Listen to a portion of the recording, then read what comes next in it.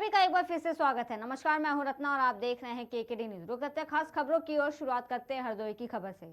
हरदोई के SP office के पीछे अवैध स्टैंड चल रहा है, जबकि मुख्यमंत्री योगी आदित्यनाथ का यह आदेश है कि जिले में टैक्सी स्टैंड नहीं चल सकता, लेकिन मुख्यमंत्री के आदेश की धज्जियां उड़ाई जा रही हैं। अवैध टैक्सी स्टैंड फिर भी चलाए जा रहे हैं।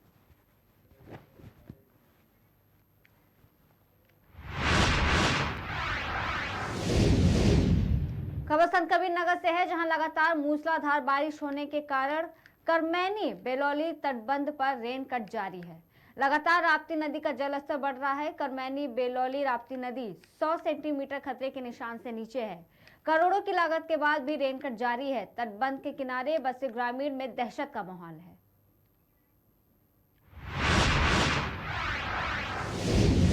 खबर फिरोजाबाद से है, जहां वन महोत्सव सप्ताह मनाया गया है। जगह जगह जन जागरूकता अभियान हो रहे हैं। बड़े पैमाने पर वृक्षारोपण किया जा रहा है।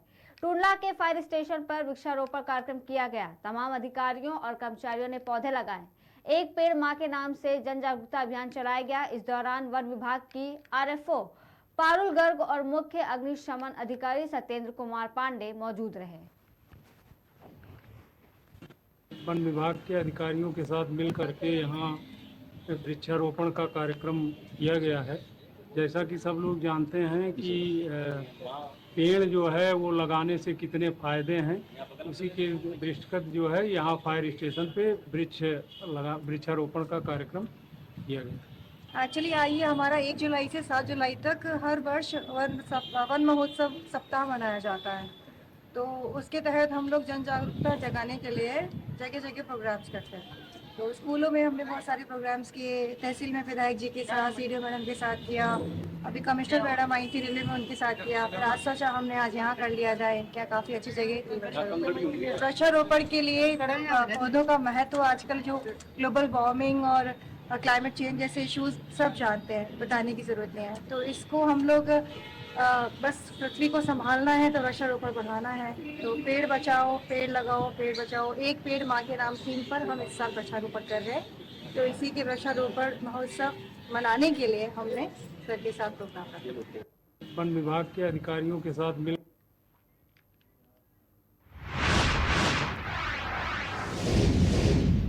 खबर अलीगढ़ से है, जहां सड़कों पर जल भराव को लेकर नगर निगम के खिलाफ विरोध प्रदर्शन किया गया है। युवक ने विरोध करने का अलग तरीका निकाला, जिसका वीडियो सोशल मीडिया पर वायरल हो रहा है। वायरल वीडियो प्रदेश सरकार मंत्री संदीप सिंह के आवास के बाहर की बताई जा रही है।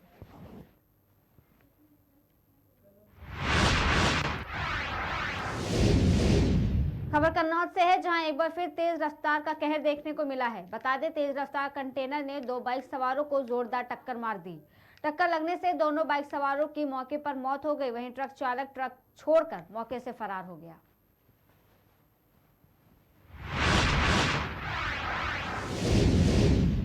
रुक अगली खबर की ओर। खबर बस्ती से है, जहां रौतापार ब्लॉक रोड विवेकानंद कॉलोनी निवासी सरला पांडे ने मुख्यमंत्री के साथ पुलिस उच्च अधिकारियों को पत्र देकर बिना किसी पूर्व सूचना के जबरिया दबंगों द्वारा बाउंड्री वॉल, गेट आदि ध्वस्त किए जाने के मामले में प्रभावी कार्रवाई की मांग की है।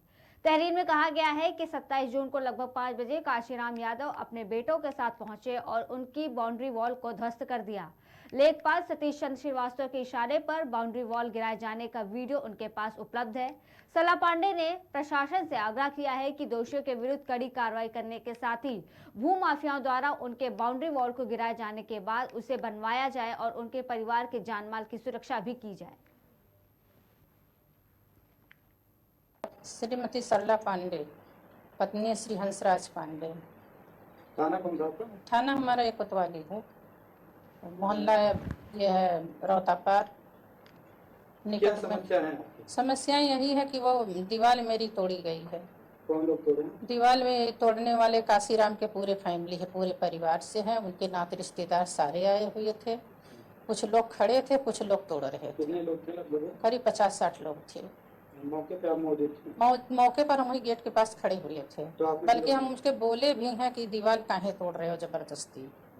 तोड़ते चले गए और उसके बाद अपना जाते समय वह तोड़ते थे और हम बोल रहे थे तो ही हमको गाली गलौज धमकी दे रहे थे। अच्छा, आपको कि हट जाइए नहीं तो तोड़ देंगे। प्रशासन को अवगत कराया गया, लेकिन वहां से तत्काल कोई नहीं आया है। बाद में सब लोग आए उनके जाने के बाद। किसी का नाम जानते हैं आप? तो वही काशीराम का नाम जानते हैं, वो काशीराम के बच्चे हैं और सब लड़के। यानी जमीनी विवाद है, तो आपने लेखपाल से नहीं संपर्क किया? नहीं, लेखपाल से संपर्क किया, उन्हीं के माध्यम से सतीश श्रीवास्तव जो हैं, संजय कानूनगो हैं, तो संजय कुमार श्रीवास्तव कानूनगो, उस सबकी सहमति से टूटा है।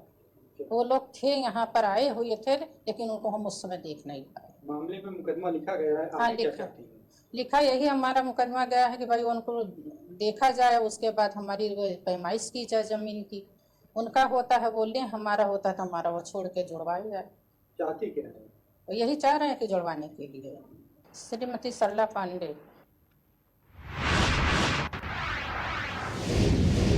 खबर कानपुर से है, जहां रिश्तों को शर्मसार करने वाला सामने एक मामला आया है। पीड़िता ने अपने ससुर के ऊपर शारीरिक प्रताड़ना का गंभीर आरोप लगाया है। पीड़िता के अनुसार उसके पति के दूसरी औरत के साथ संबंध है, जिसके चलते पीड़िता के साथ उसका पति आए दिन मारपीट करता है, जिससे उसका साथ भी, बता दें इस मामले में उसका साथ ससुराल के लोग भी देते हैं।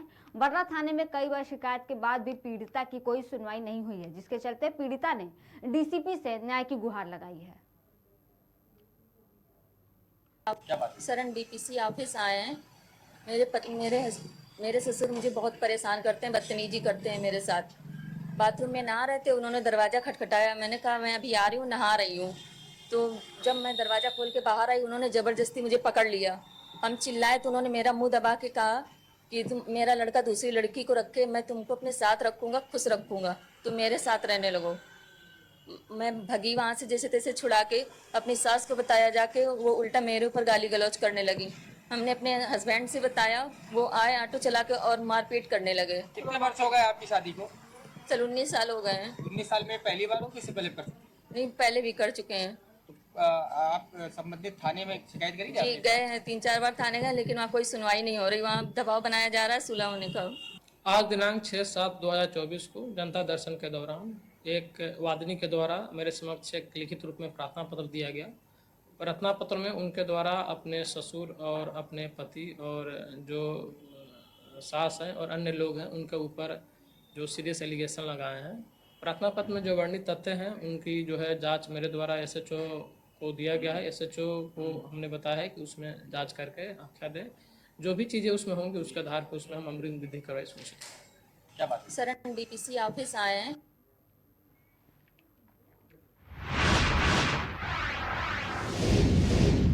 रुक करते अगली खबर की ओर। खबर हरदोई से है, जहां गौकशों के गिरोह द्वारा एक बाग में गौकशी की सूचना पर पुलिस टीम की गौकशी करने वाले एक गिरोह से मुठभेड़ हुई है। पुलिस की मुठभेड़ में गौकशी करने वाले गिरोह के 2 बदमाश घायल हुए, जबकि 2 को पुलिस ने घेराबंदी करके गिरफ्तार किया है। वहीं 3 बदमाश मौके से फरार हो गए हैं। पकड़े गए लोगों पर पूर्व में भी गौकशी के अपराध दर्ज हैं। बदमाशों और पुलिस के बीच इस मुठभेड़ में थाना अध्यक्ष, हेड कांस्टेबल और एक कांस्टेबल भी जख्मी हुए हैं।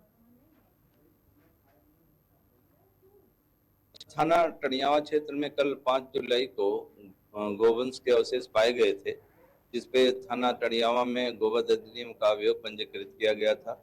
इसके संबंध में पता रसी सुराग रसी करते हुए हमारी टनियावा की टीम, स्वाट और सर्विलांस की टीम लगी हुई थी। तो आज सूचना मिली कि हर्रई गांव के पास अलीशाबाद ईदगाह के पीछे कुछ लोग इकट्ठे हैं जो इस तरह काम करते हैं। हमारी टीम ने इसकी घेराबंदी किया।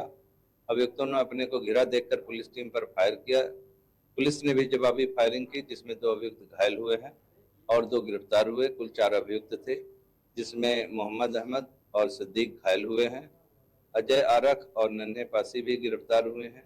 इन लोगों के पास से पशु काटने के औजार, चाकू, बांका, लकड़ी के ठीहे जो होते हैं वो बरामद हुए हैं। साथ में तमंचा, 2 तमंचे हैं और कारतूस हैं, खोखा कारतूस बरामद हुए हैं। इन अभियुक्तों पर पहले भी गोवंश के मुकदमे हैं और हमारी टीम के एसएचओ और करने से इसमें घायल हुए हैं। रुक करते अगली खबर की ओर। बता दें कि ये खबर, जहां आपको बता दें बदमाश को घायल अवस्था में गिरफ्तार किया गया है। जी हां, आपको बता दें थाना कोतवाली नगर पुलिस की जवाबी कार्रवाई में 25,000 रुपए का पुरस्कार घोषित किया गया था, जहां बदमाश को घायल अवस्था में गिरफ्तार किया गया। कब्जे से अवैध असलाह, कारतूस बरामद किए गए।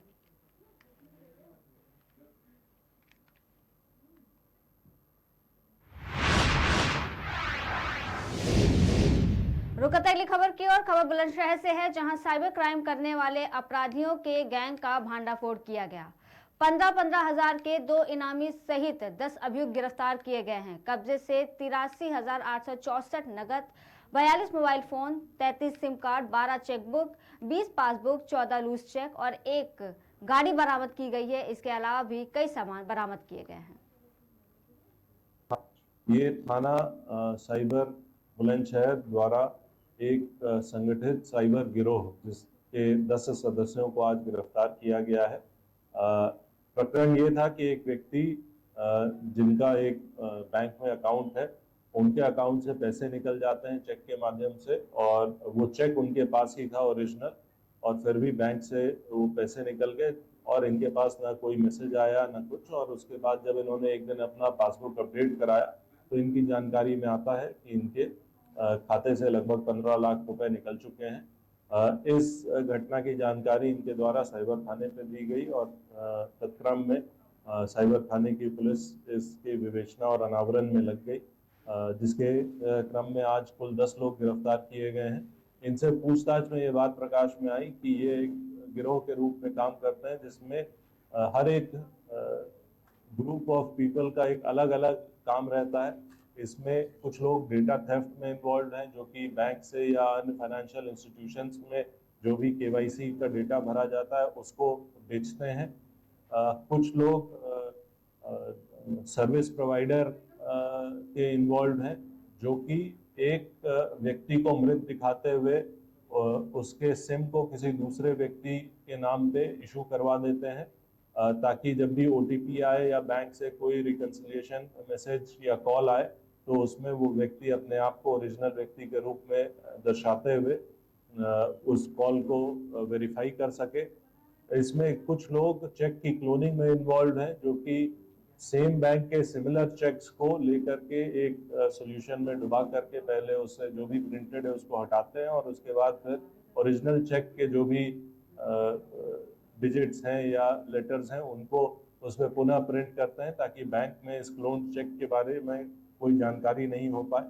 एक गैंग है जो कि लेयरिंग में इन्वॉल्व रहता है, एक ग्रुप इनमें से, जो कि इस फाइनेंशियल फ्रॉड से हुए हुए पैसों को अलग अलग खातों में तुरंत डिस्ट्रीब्यूट करता है, ताकि उनका मनी ट्रेल बना पाना बहुत कठिन हो जाए, रिकवरी बहुत कठिन हो जाए। और एक ग्रुप है जो कि एसेट क्रिएशन, यानी इन पैसों को एक जगह इकट्ठा करके उसको फिर एसेट के रूप में, जैसे कहीं जमीन खरीद लेना, कहीं मकान खरीद लेना, इस पे काम करता है। तो कुल मिलाकर के ये सभी मेंबर्स का 10 लोगों का गैंग अभी पकड़ा गया है। इनके पास से जो बरामदगी हुई है वो लगभग 83,000 रुपए कैश, 42 मोबाइल फोन, क्योंकि ये अपनी आइडेंटिटी छुपाने के लिए अलग अलग फोन्स का प्रयोग करते हैं, 33 सिम कार्ड, 12 चेकबुक जो विभिन्न बैंक्स के हैं, 20 पासबुक जो विभिन्न बैंक्स के हैं, 14 ऐसे लूज चेक्स जो कि विभिन्न बैंक्स के हैं, एक मारुति सुजुकी गाड़ी जिससे कि ये घटना में घूमते थे घटना करने के लिए। साथ ही इनके पास से जो पुलिस द्वारा कैप पहना जाता है वो ये अपने गाड़ी में आगे रखते थे, ताकि ये ऐसा लोगों को प्रतीत हो कि ये पुलिसकर्मी है और इनको कोई चेक ना करे। इनके पास से 2 वायरलेस सेट्स भी बरामद हुए हैं, जिसका कि ये प्रयोग आपस में बातचीत करने के लिए करते थे। अन्य कुछ इनके पास से पेन ड्राइव और इलेक्ट्रॉनिक इक्विपमेंट्स भी बरामद हुए हैं, जिनकी हम लोग गहनता से जांच कर रहे हैं। इनमें से 2 अभियुक्त ऐसे हैं जो कि जनपद मुजफ्फरनगर से 15-15 हजार का इन पर इनाम हो चुका है। एक वर्ष 2021 में इन्होंने ऐसा ही एक फ्रॉड करा था और उस घटना में ये वांछित चल रहे थे और इन पे इनाम हो रखा था। उन दोनों की भी इसमें गिरफ्तारी की गई है। और ये जितने भी लोग हैं, इन सभी ने पूर्व में भी इस तरीके का अपराध करना कबूला है। उन सब के आपराधिक इतिहास की जानकारी हम लोग एकत्रित कर रहे हैं और इन्हें न्यायिक अभिरक्षा में भेजा जा रहा है। ये थाना साइबर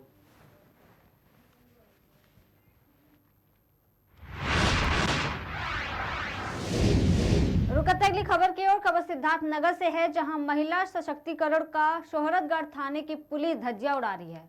थाना प्रभारी के ऊपर महिला ने अभद्र भाषा का इस्तेमाल करने और धक्का मारकर थाने से भगाने का आरोप लगाया, जिसका वीडियो सोशल मीडिया पर वायरल हो रहा है। मारपीट के मामले में एक मासूम बच्चे को लेकर महिला न्याय के लिए दर दर भटक रही है। हमारे बगल के है, वो लोग हमें मारे हो रहे थे और गाली दिए थे जाति बाबू। तो थाने पे कब आई हैं आप? हम सुबह ही थाने पे आए हैं। तो क्या हुआ?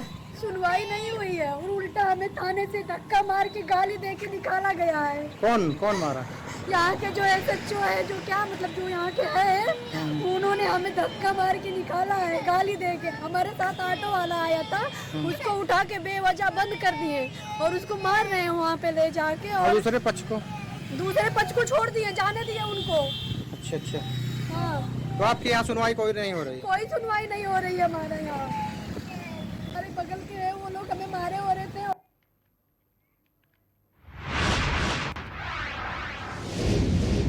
खबर सिद्धार्थनगर से है, जहां आपको बता दें कि डुमरियागंज बांसी मार्ग पर अतिक्रमण किए गए बंजर जमीन पर तहसील प्रशासन, पुलिस प्रशासन के सहयोग से बुलडोजर चला। मुख्य मार्ग से सटे बंजर की कीमती जमीन को कुछ स्थानीय लोगों द्वारा कब्जा कर लिया गया था। यह कार्रवाई लगभग 1 घंटे तक चली।